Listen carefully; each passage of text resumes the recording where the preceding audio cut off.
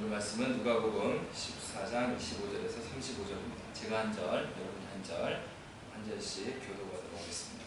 25절 제가 읽겠습니다. 수많은 무리가 함께 갈새 예수께서 돌이키사 이르시되 무릇 내게 오는 자가 자기 부모와 처자와 형제와 자매와 더욱이 자기 목숨까지 미워하지 아니하면 능히 내 제자가 되지 못하고 누구든지 자기 십자가를 지고 나를 따르지 않는 자도 능히 내 제자가 되지 못하리라. 너희 중에 누가 망대를 세우고자 할진대 자기의 가진 것이 준공하기까지에 족할는지 먼저 앉아 그 비용을 계산하지 아니하겠느냐. 그렇게 아니하여 그 기초만 쌓고 능히 이루지 못하면 보는 자가 다 비웃어 이르되 이 사람이 공사를 시작하고 능히 이루지 못하였다 하니라. 또 어떤 임금이 다른 임금과 싸우러 갈 때에 먼저 앉아 1만 명으로서 저 2만 명을 거느리고 오는 자를 데려갈 수 있을까 헤아리지 아니하겠느냐. 만일 못할 터이면 그가 아직 멀리 있을 때에 사신을 보내어 화친을 청할지니라. 그와 같이 너희 중에 누구든지 자기의 모든 소유를 버리지 아니하면 능히 내 제자가 되지 못하리라. 소금이 좋은 것이나 소금도 만일 그 맛을 잃으면 무엇으로 짜게 하리요. 같이요. 땅에도 겨울에도 쓸데없어 내버리지니라. 들을 귀가 있는 자는 들을지어다 하시니라. 아멘. 오늘 말씀은 예수님께서 그 제자가 되기 위해서는 어떻게 해야 되는지, 우리가 흔히 이제 제자도라고 하는 그런 내용을 말씀하시는 겁니다. 근데 오늘 그 누가복음 14장 말씀, 오늘 25절부터 시작되고 있는데 이 말씀은 앞에 있는 말씀과 함께 우리가 살펴볼 필요가 있습니다. 누가복음 14장 15절에서부터 하늘나라 잔치 비유를 예수님께서 말씀해 주십니다. 그 잔치의 요지는 이것입니다. 주인이 잔치를 개설하고 많은 사람을 초청을 했습니다. 그러니까 유대인들의 배경에서는 초청할 때는요, 미리 다 초청장을 보냅니다. 사실 그 누가복음 14장 15절에서부터 24절에 있는 말씀의 배경은, 그 비유했던 말씀의 배경은 초청장을 보낸 거죠. 그러니까 이것은 하나님께서 그의 백성들을 부르신 것과 연계해서 생각하시면 되는 거죠. 그러니까 유대인들을 향하여서, 그리고 그의 백성들을 향하여서 하나님께서 계속해서 초청장을 보낸 것. 그러니까 뭐 선지자를 보내시고 또 제사장을 보내시고 여러 전도자를 보내셨던 그런 말씀을 배경으로 하고 있는 거죠. 그렇게 했는데 잔치를 배설했는데 이제 사람들이 가지 않겠다. 마지막에는 다 가지 않겠다고 합니다. 그러자 예수님께서는 어떻게 비유해서 말씀하셨습니까? 21절에 보면은 이러이러해서 오지 못합니다. 그러니까 이제 그 다른 그 불편한 자, 뭐 맹인들 이런 사람들로 채워라. 그리고 나서 또 자리가 남으니까 23절에 주인이 종에게 이르되 길과 산 울타리로 가로 나가서 사람을 강권하여 데려다가 내 집을 채우라라고 말했습니다. 그래서 24절에 내가 너에게 말하노니 전에 청하였던 그 사람들은 하나도 내 잔치를 맛보지 못하리라 하였다 하시니라. 여러분, 이것은 바로 하나님 나라와 연계해서 생각하고 있는 것입니다. 그리고 이 말씀이, 이 비유를 한 이후에 수많은 무리가 함께 예수님과 가는 장면이고 예수님께서는 그들에게 말씀하고 계시는 것입니다. 그러니까 예수님께서 말씀하신 게 무엇입니까? 지금 이 잔치를 채울 자들, 채워 넣을 자들을 찾으라는 것이고, 그런 일꾼이 지금 필요하다라는 배경으로 지금 이 말씀을 시작하고 있는 것입니다. 그런데 이제 예수님께서 그러한 제자도, 예수님을 따르기 위한 제자도의 첫 번째를 이렇게 말씀하십니다. 자, 26절 말씀입니다. 26절 함께 읽겠습니다. 시작. 무릇 내게 오는 자가 자기 부모와 처자와 형제와 자매와 더욱이 자기 목숨까지 미워하지 아니하면 능히 내 제자가 되지 못하고.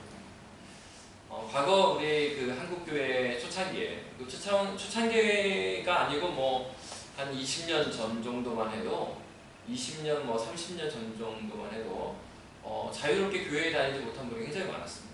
지금이야 뭐 좀 어렵다는 것이 그냥 눈치 보는 정도지만 실제로 뭐 제가 어렸을 때 기억을 가도 이렇게 그 맞으면서 막 오시는 분도 있었거든요. 왜냐하면 너무 시골이었기 때문에 시골은 그 한 동네가 같은 성을 갖고 있잖아요. 그러니까 이제 거기서 어긋난 행동하면 안 되는 거죠. 그러니까는 그 시골에서 예수를 믿는다는 거 쉬운 얘기가 아니에요. 그렇죠? 그러니까 오늘날의 사회는 사실은 그 시족 사회의 분위기가 많이 사라졌기 때문에 문제가 안 되지만 한국교회가 상당히 오랫동안 이 핍박을 받으면서 신앙생활을 했던 분들이 많습니다. 그런데 이제 어떤 면에서는 이 말씀이 그분들에게는 또 위로가 됐어요.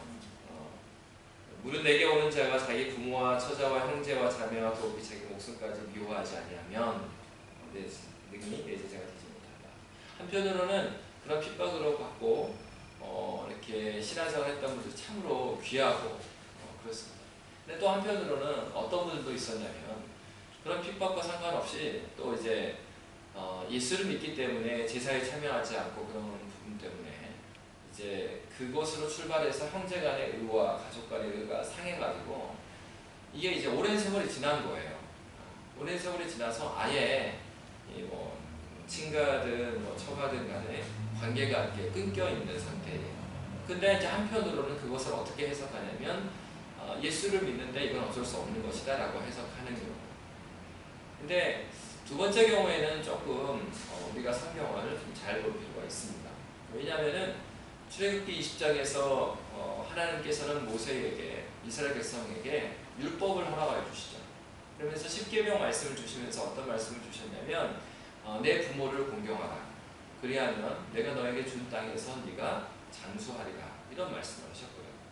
그러니까 성경은 창세기부터 계시록까지 모두가 하나님의 말씀입니다. 그러니까 오늘 누가복음 14장 26절의 말씀을 우리가 보면서 헷갈리지 말아야 되는 건 뭐냐면 이것은 마치 예수를 믿는 것은 내 친척도 가족도 다 버려도 된다라고 해석하기 쉬운 그런 상황에 있는 분들에게는 오히려 내 부모를 공경하라, 내 원수를 사랑하라. 그럼에도 불구하고 사랑해야 된다는 하나님의 계명을 균형 있게 함께 보아야 하는 것이죠.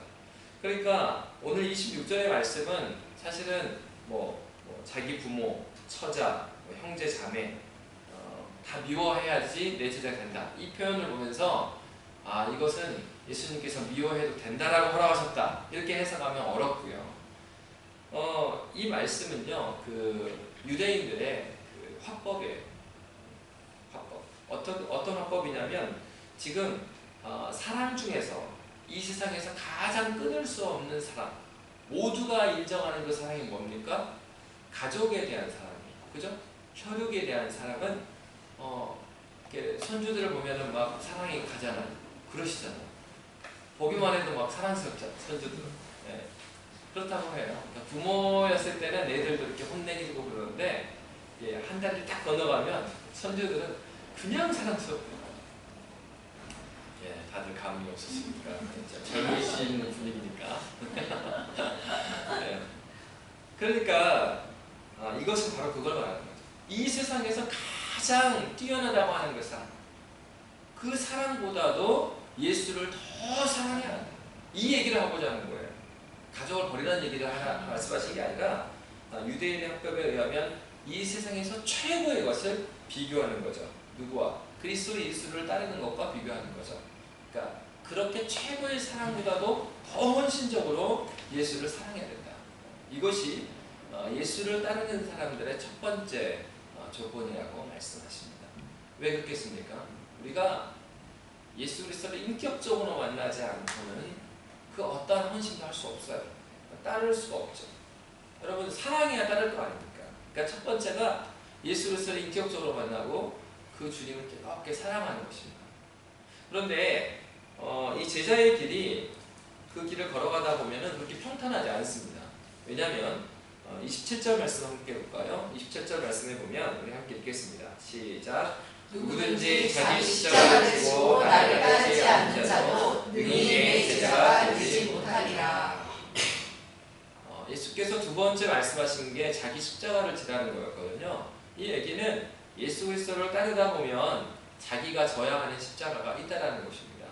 여러분 십자가라는 것은요, 오늘날 우리가 생각하면 이것은 굉장히 은혜로운 것이고 그렇지만 이 당시의 십자가라는 것은 굉장히 입에 담으면 안 되는 그런 말.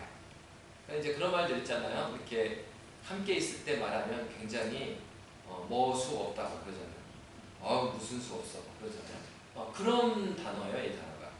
그러니까 밥 먹을 때 얘기하면 굉장히 거북한 말 중에 하나가 십자가. 그러니까 여기에서 십자가라는 것은 그 고통이고 고난이고 혐오스러운 것이죠. 바로 예수를 따르다 보면 그런 고통들, 또 혐오스러운 것들이 있다라는 거예요. 근데 여기에서 말하는 십자가는요, 두 가지, 크게 보면 두 가지 십자가가 있어요. 하나는 절대적인 십자가가 있습니다. 이거는 뭐냐면 예수님만이 지시는 십자가예요. 우리가 질 수 없는 그 십자가는 어떤 십자가예요?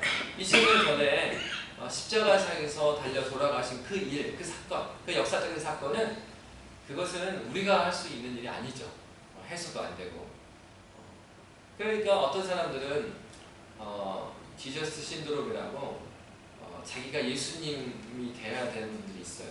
그래서 이게 이제 진짜로 그렇다는 건 아니고, 진짜로 그런 사람들이 이단들이고, 교회 안에서도 그런 분들이 있죠. 어디를 가서나 본인이 다 상관해야 되고 개입해야 되고 교회 일을 자기가 다 해야 돼요. 물론 이제 그런 헌신은 아름답지만 예수님께서만 지실 수 있는 십자가가 있거든요. 우리 주님은 이 교회의 머리가 되시니까 교회의 모든 것들을 주관하시는 우리의 주님이시죠. 근데 우리에게는 하나님께서 맡겨준 그 직임이 있죠. 그죠? 집사로, 또 장로로, 또 목사로, 또 내가 어느 부서에서 또 애찬으로 또 여러 가지 나에게 맡겨주신 그 자리가 있는 거예요. 그럼 그 자리에서 순성스럽게 하나님을 섬겨나가면 되는 것입니다. 그러니까 우리에게는 우리의 각자의 십자가가 있어요. 그런데 여기서 또 하나 구분해야 되는 게 뭐냐면 이 십자가는요, 그 고난이라고 그러잖아요. 근데 이 고난하고 고생을 구분해서 이제 말씀하시는 분들이 계십니다. 다른 거예요. 왜 다르냐? 고생 같은 경우는 어떤 거냐면 자기가 잘못해서 받는 핍박. 사실 그게 핍박이 아니죠. 그러니까 자기가 잘못해서 지금 고통스러운 거예요. 그거는 고생해요, 그냥. 자기가 잘못한 값을 치르는 거예요. 근데 여기에서 말하는 자기 십자가라는 건 그런 게 아니죠. 본인이 예수 때문에, 예수를 믿기 때문에 짊어져야 하는 어떤 무게, 또 그런 고난, 이것을 말하는 것입니다. 그러니까 그리스도인이기 때문에 뭐 세금 신고를 뭐 요만큼만 해도 되는데 하나님 앞에서의 양심에 이것은 바르지 않다 그래서 많이 내고. 과거에 우리나라가 그랬대요. 오히려 세금을 정직하게 내니까 그 세무조사가 들어와요. 왜냐하면은 매출 규모는 같잖아요. 다른 기업들하고 매출 규모는 같은데 유독 이 회사만 왜 세금을 많이 내냐? 이거는 뒷돈이 있으니까 그렇다. 그래서 이제 세무조사가 들어오는. 그러니까 사회가 정직하지 않으면 정직하게 사는데 그런 고난이 오는 거죠. 이런 것이 자기 십자가. 예수를 따르기 때문에 오는 그러한 고통들. 근데 뭐라고 했냐면 자기 십자가거든요. 그러니까 이것은 사람마다 다른 거예요. 내가 똑같이 은행권에서 일한다고 해서 모두가 같은 십자가가 자기 십자가가 오는 게 아니라 이건 사람마다 다르고요. 영역마다 다른 거예요. 공통된 부분이 있을 수는 있죠. 그런데 바로 예수께서 말씀하시는 것이 나를 그렇게 사랑하고 따라오는데 따라올 때에는 너희가 짊어져야 하는 이러한 자기 십자가가 있다라고 말하고 있습니다. 그러니까 우리가 기억해야 될 것은 우리의 삶 가운데서 우리가 예수 믿는 것 때문에 짊어지는 그런 십자가가 나한테 있는지를 잘 살펴야 해요. 만약에 그것이 없다면 내가 하나님 앞에서 분투하고 있지 않기 때문일 수도 있어요. 이 세상 가운데 우리 살아가잖아요. 그럼 이 세상이라는 것은 우리가 하나님 나라의 정신대로 이 세상이 돌아가지 않거든요. 그러면 이 세상에서 살아갈 때 이 세상에 거대한 이 흐름이 있잖아요. 이 홍콩이라는 것은 어디보다도 그 자본주의가 아주 그냥 자본주의를 넘어서 만몬이 지배하는 그런 문화잖아요. 제가 요즘에 조금 이렇게 황당하게 생각했던 것이 갑자기 식당과 아파트와 거리마다 귤나무가 많이 생겼어요. 이게 도대체 뭔가? 그리고 제가 볼 때는 너무 아름답지 않아요. 명절이라고 하는 것 같긴 한데 아니 그러면 저값이면 그냥 꽃을 이렇게 꽃나무를 해놓으면 여기 사계절에 꽃이 핀다면서요. 그럼 예쁠 텐데 웬 귤인가? 이게 황당해가지고 물어봤죠. 그랬더니만 귤이 금이라면서요, 금. 그래서 돈 벌으라고 이렇게 한다고. 이 홍콩이라는 나라가 완전 진짜 만모네 그냥. 예, 돈이라면 아름다움이라는 거 우리가 다 알잖아요. 이 귤나무하고 꽃나무하고 뭐가 아름다워요? 꽃이 아름답단 말이에요. 아, 이게 인간의 보편적인 미에 대한 것도 넘어서는구나.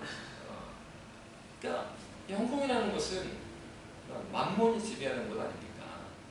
그러니까 이 사회에 우리가 살고 있어요.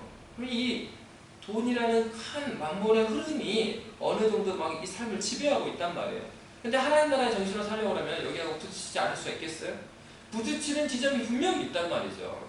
또 하나는 이 홍콩이 한 10년 사이에 굉장히 교육에 대해서 어렵게 됐다 그래서 교육비도 많이 올라가고 특정한 나라의 사람들이 많이 오셔서 그래서 그런 불편함들이 있고 그러면서 우리가 어떻게 아이들을 키워야 되고 교육해야 되겠느냐 그러면은 이 사회가 요구하는 교육의 정신이 있단 말이죠. 그러면 그리스도인이라면 그러한 자녀를 키울 때 그러한 정신을 어떻게 싸워서 그리스도의 정신을 우리 후세대에 세워나갈 것인가. 예를 들어서 그런 만몬이나 또 교육이나 또 다양하게 있겠죠. 어쨌건 우리의 삶의 현장에 따라서 그런 밀려오는 시험거리라든가 어려움들은 많이 있을 것입니다. 그러니까 이 세상을 살아가는 사람이라고 한다면 그리고 그가 하나님 나라를 경험한 사람이라고 한다면 이 하나님 나라가 추구하는 방향과 세상이 추구하는 방향은 분명히 다르기 때문에 거기서 오는 걸림이 있을 수밖에 없다는 거죠. 그러니까 우리의 삶 가운데서 내가 이 예수 때문에 고통받고 있는 자기 십자가가 있는지를 점검해요. 세 번째로 어떤 말씀을 하고 있습니까? 28절에서부터 33절의 말씀에 보면 예수님께서 두 가지 비유를 말씀하고 계세요. 하나는 망대를 세우는 비유를 하고 있고요. 또 하나는 한 임금이 다른 임금과 싸우는 전투 준비에 대한 비유를 하고 있습니다. 두 가지 내용은 사실상은 이제 같은 내용을 말하고 있는데 첫 번째 망대를 쌓는 비유는요. 망대가 무엇인 줄 아십니까? 다 여성들만 계셔서 망대라는 것은요. 그 망루라고 있는데 그건 뭐냐면 초소예요. 초소인데 높이 세워진 초소. 그래서 이제 한 성이 있으면은 성에서 군대에서도 이제 그 불침번을 돌아가면서 쓰지 않습니까? 그리고 경비 초소 근무를 쓰는데 그러면은 이제 경비 초소에서 근무를 쓸 때 높은 망루 이렇게 높이 쌓아가지고요 먼 데가 보이는 곳에서도 근무를 한단 말이에요. 근데 여기에 근무하는 사람들이 굉장히 중요한 게 여기에서 보면 적군이 오는지 안 오는지가 다 보이잖아요. 그러니까 이 사람들이 최전방에서 그러니까 위치적으로 전방이라는 말이 아니라 시야 자체가 가장 멀리서 보이는 그곳에서 이제 성을 지켜주는 것입니다. 근데 이 망루라는 것은 망대라는 것은 군대에서는 그 항상 반드시 필요한 망대죠. 반드시 필요한 이제 구조물이죠. 그런데 이제 망대를 세우는 거야. 근데 망대 하나를 세우려고 해도 너희가 왜냐하면 당시에 망대라는 것은 막 성을 짓는다 또 집을 짓는다만큼 아주 막 돈을 많이 들여서 세우진 않으니까 그러니까 건축으로 보면은 망대 세우는 것은 그렇게 어려운 일이 아닌 거예요. 근데 그럼에도 불구하고 그 망대 하나 대충 지어도 지을 수 있는 그 망대지만 망대도 그냥 짓느냐 망대를 세운다고 해도 이게 돌멩이가 얼마나 들지 나무가 얼마나 들지 또 기간이 얼마나 걸릴지 그거 다 계산해서 망대를 세우는 거 아니냐고 물어보시는 것입니다. 이게 어떤 배경을 갖고 있냐면은 당대에 이제 헤롯 가문이 있습니다.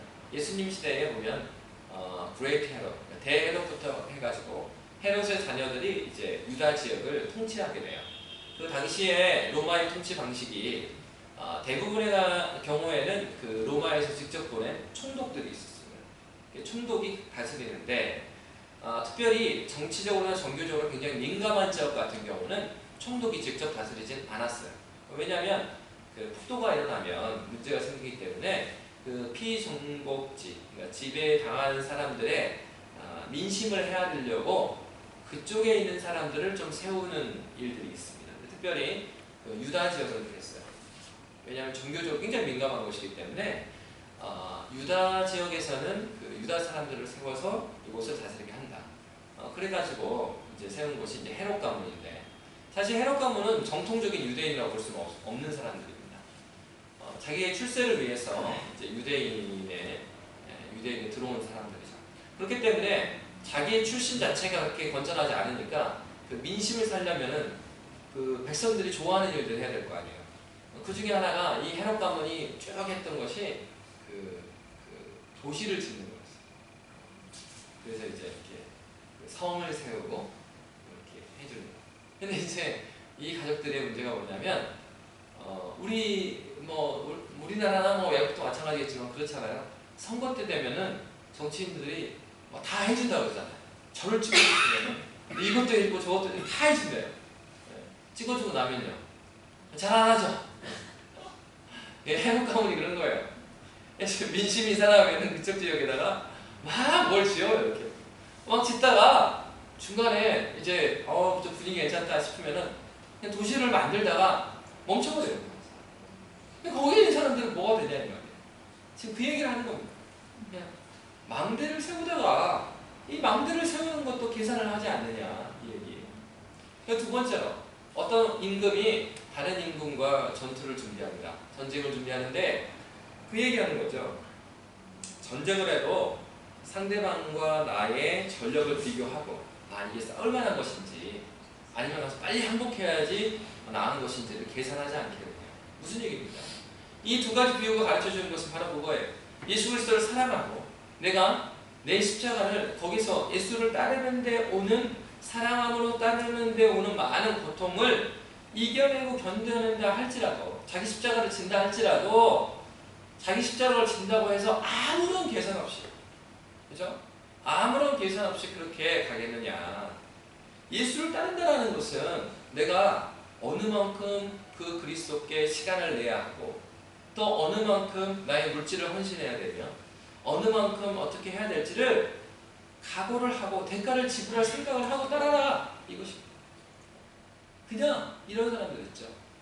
그러니까 내가 이렇게 확 뜨거운 사람들, 굉장히 빨리 뜨거워졌어요.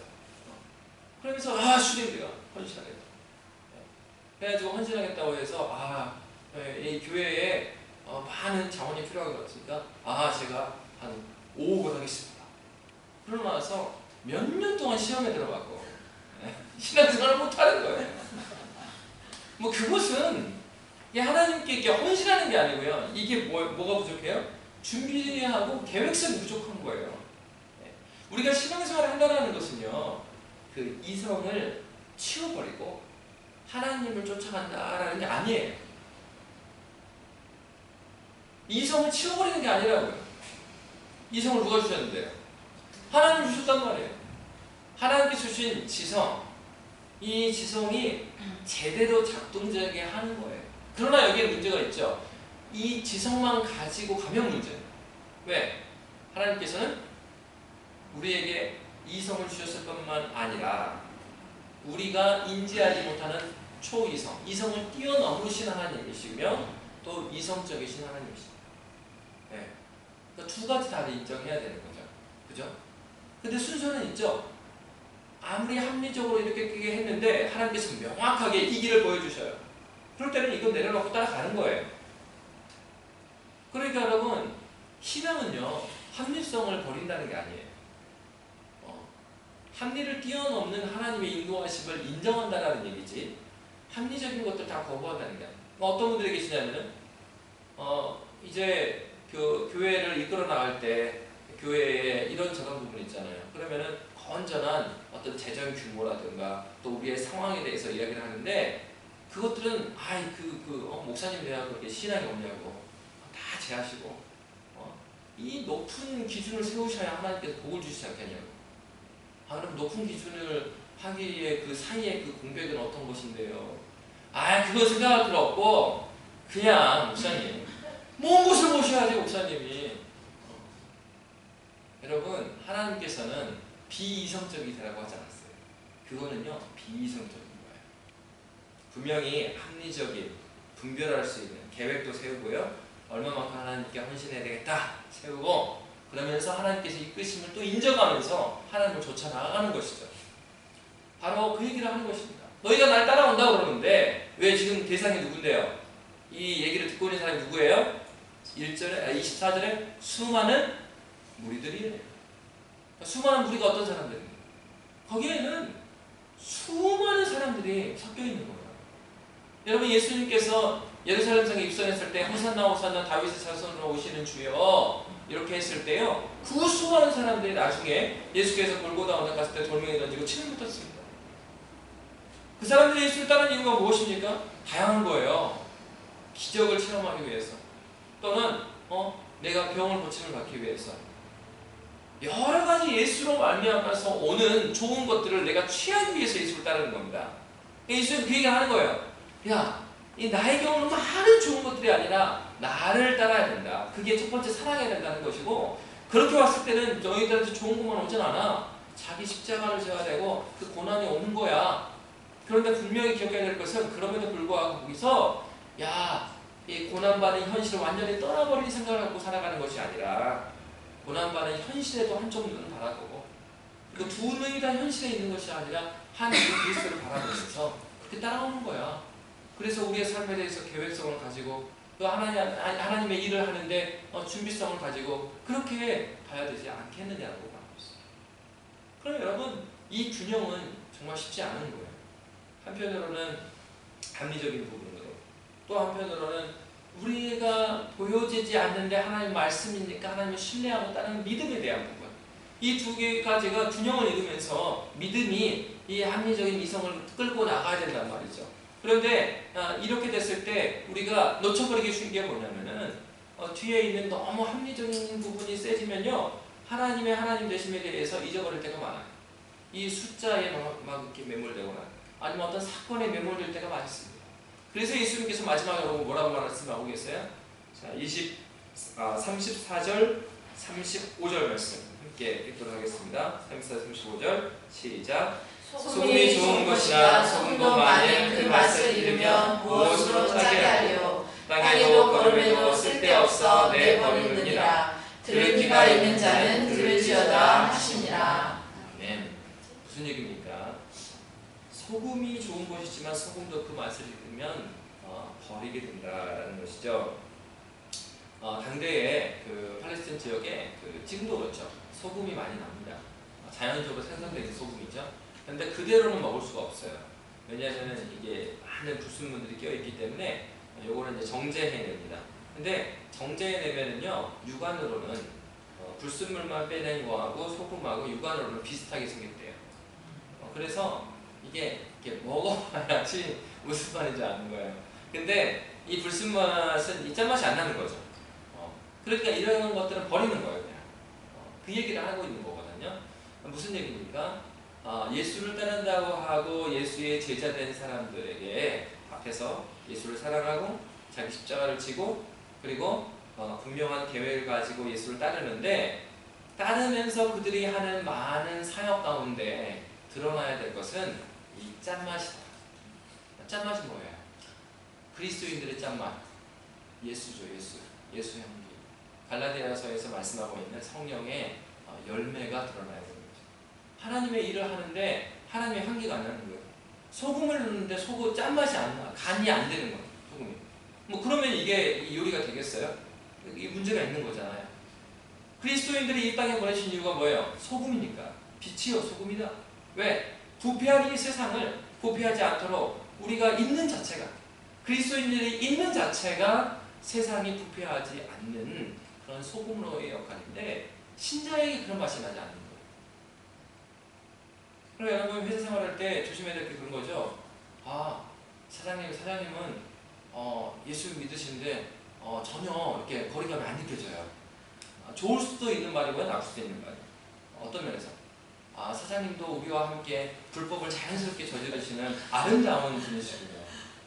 이런 경우라면 굉장히 어려운 얘기고요.